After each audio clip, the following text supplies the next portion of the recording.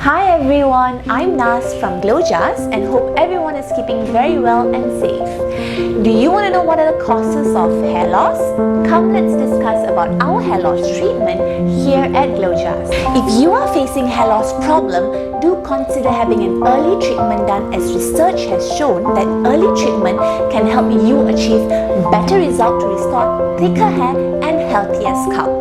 The most common cause of hair loss is hereditary male or female pattern baldness. Hair thinning and hair loss can be a great concerning problem to an individual. Androgenetic alopecia is the most common form of hair loss, affecting approximately 70% of men and 40% of women. Make sure you book your appointment for a free consultation only at Glojas.